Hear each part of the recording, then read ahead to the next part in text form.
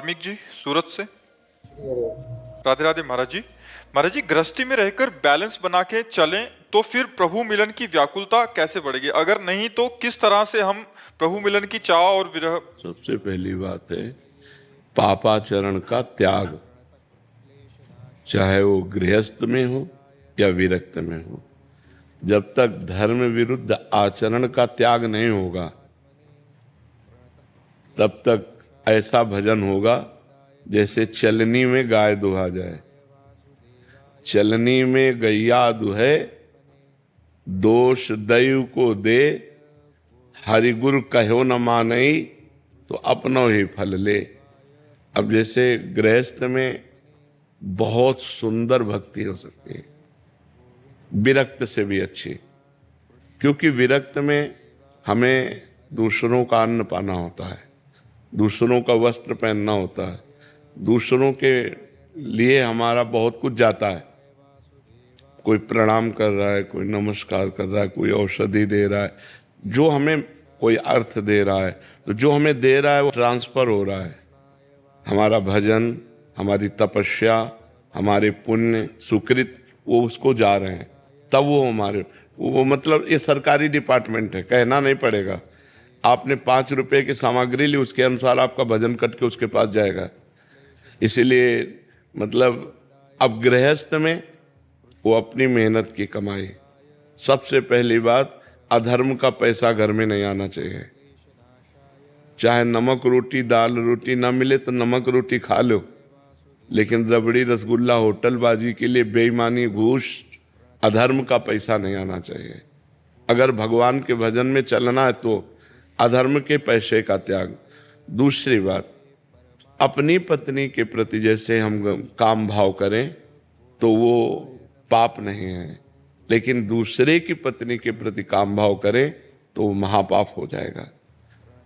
धन और काम भोग, ये दो बातें सबकी बुद्धि को भ्रष्ट कर देती है प्रायः। और तो छोटे छोटे बड़े अटैक हैं, लेकिन बड़ा अटैक ये है काम का और धन का। बस ये जीव की बुद्धि को भ्रष्ट कर देता है।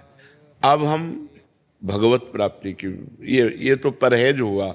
भगवत प्राप्ति के लिए सबसे पहला काम भगवान नाम का अभ्यास करना, जीव से भगवान नाम का अभ्यास करना, और परिवार में हर सदस्य में भगवान की भावना करना, फिर मोहल्ले में हर सदस्य में भगवान की भावना करना, फिर पूरे गांव में, फिर हम उसको बढ़ाते चले जाएं, पूरे विश्व में ले जाएं, तब हमें भगवत प्राप्ति हो जाएगी।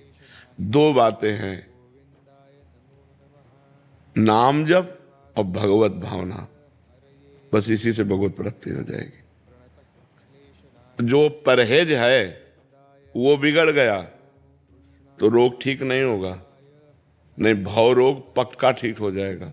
सद्गुरु वैद्य वचन विश्वासा, संयम ज्ञान विषय के आशा। सद्गुरु रूपी वैद्य और परहेज, ये गंदी बातें न होने पावे, पाप आचरण न होने पावे।